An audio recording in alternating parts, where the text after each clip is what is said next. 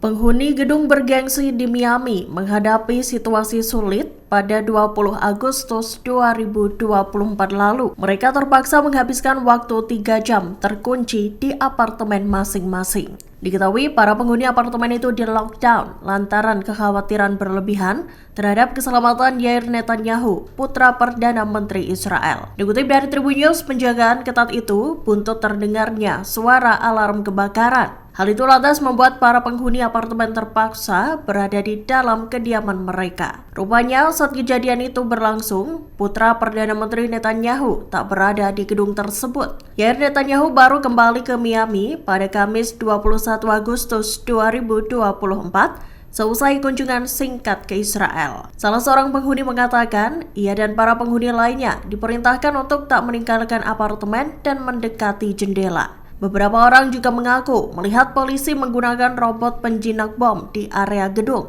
Buntut adanya perintah itu, para penghuni diliputi rasa cemas dan ketakutan.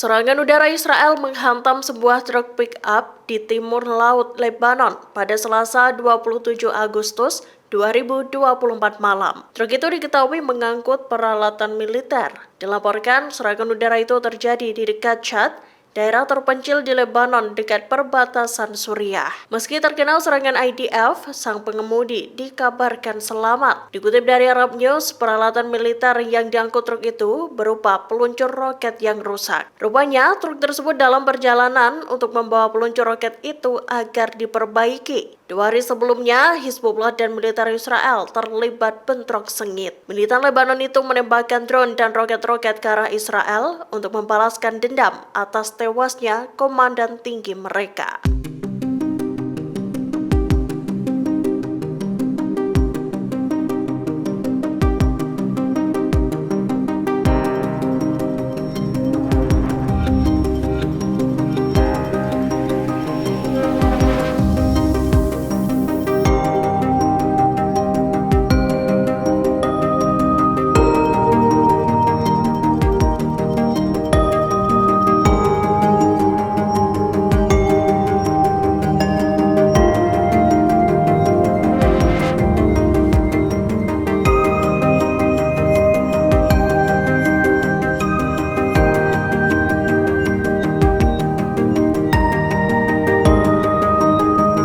Menteri Perhubungan Israel Miri Regev melanggar sensor militer Zionis. Ia diketahui membagikan lokasi operasi yang menyelamatkan sandera bernama Farhan Al-Hadi. Regev belak-belakan membeberkan lokasi penyelamatan salah seorang sandera Israel. Padahal informasi lokasi penyelamatan sandera itu merupakan hal yang sensitif dan rahasia. Dalam cuitannya di X, Regev membeberkan lokasi di Gaza yang menjadi tempat operasi militer penyelamatan sandera. Namun 40 menit setelahnya, ia menghapus cuitan tersebut. Sebagai informasi, militer Israel mengumumkan keberhasilan mereka dalam menyelamatkan sandera pada Selasa 27 Agustus 2024. Pihaknya membawa pulang sandera Farhan Al-Hadi, seorang Arab Israel yang ditawan sejak 7 Oktober 2023 lalu.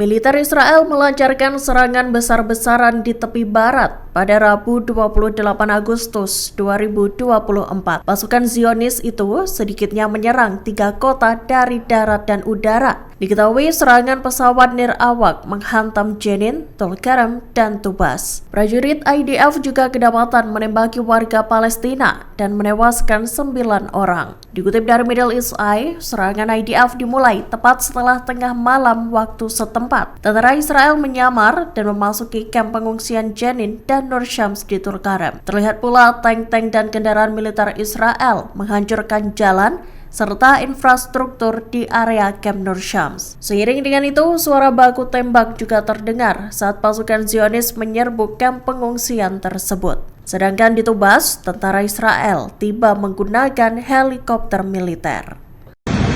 في هذه اللحظة كما نشاهد جيش الاحتلال الإسرائيلي يقوم بسحب هذه الجرافة المعقودة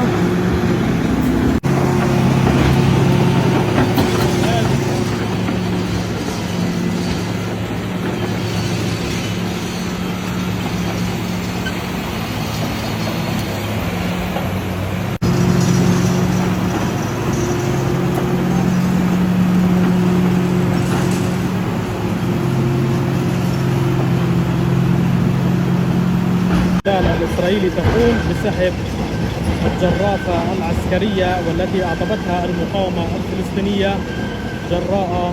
Pasukan Israel menyerang tepi barat yang diduduki pada Rabu 28 Agustus 2024. Militer Zionis itu melakukan operasi di kota Jenin, Tulkarem, dan Tubas. Terlihat tank-tank dan kendaraan militer Zionis berlalu lalang di jalanan. Tank-tank tersebut merusak jalanan-jalanan serta infrastruktur di wilayah tersebut. Jalanan yang semula mulus seketika hancur lebur. IDF juga menggempur infrastruktur yang kemudian membanjiri jalanan dengan air. Selain merusak jalanan dan infrastruktur, para serdadu Zionis itu juga melakukan penyerbuan yang menewaskan 10 warga Palestina. Diketahui, selain menyerbu kamp pengungsi Nur Shams, Israel juga melancarkan agresinya di kamp Al-Fara.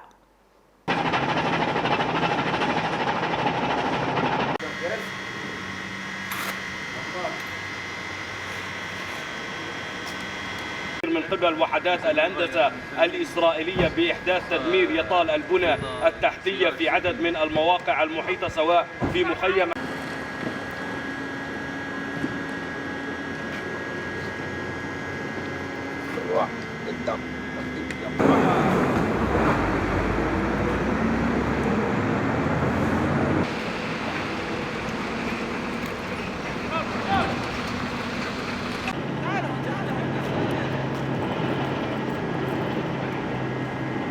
Menteri Luar Negeri Israel Katz menyerukan pemindahan paksa warga Palestina di tepi barat. Seruan itu disampaikan Katz lewat unggahan X-nya pada Rabu 28 Agustus 2024. Katz menyebut tentara Israel bekerja keras di kamp Jenin dan Tulkarem. IDF diklaim telah membongkar infrastruktur Islam Iran yang dibangun di wilayah tersebut. Dikutip dari Tribun News, Menteri Luar Negeri Israel itu menyatakan bahwa evakuasi terhadap warga Palestina diperlukan. Hal itu lantaran adanya ancaman di tepi barat yang diduduki. Katz menyarankan agar seluruh penduduk Palestina di tepi barat dievakuasi sementara.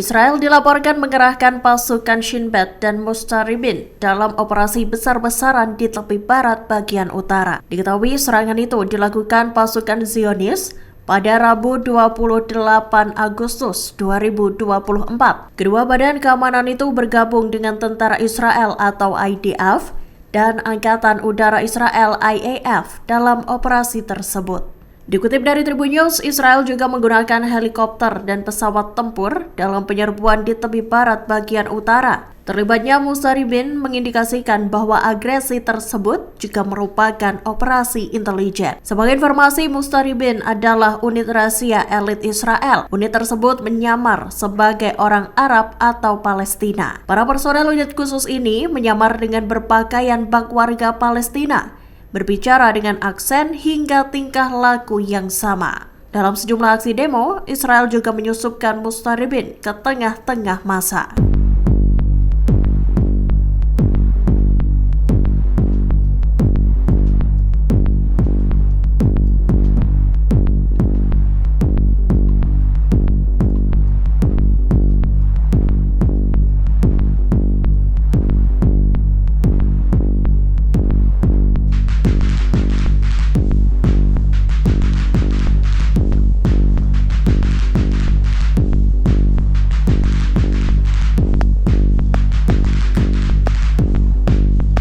Penembak jitu Brigade Al-Qassam kembali melancarkan aksinya dalam menumpas pasukan Israel. Sniper Al-Qassam itu baru-baru ini melesatkan pelurunya ke sebuah bangunan di belakang Aula Bintang, selatan lingkungan Zaitun, Gaza. Dalam penyerangan itu, Al-Qassam menarget 2 tentara Zionis yang bersembunyi di bangunan kosong. Rekaman penyerangan itu dibagikan Al-Qassam lewat saluran Telegram mereka pada Rabu 28 Agustus 2024. Dalam klip yang dirilis, penembak jitu Al-Qassam membidik tentara Israel yang sibuk beraktivitas di dalam bangunan kosong. Terlihat seorang tentara menjebol tembok bangunan tersebut, sedangkan satu lainnya sibuk di ruang yang lain. Kemudian tembakan dari sniper Al-Qassam langsung membuat serdadu Zionis itu tewas seketika.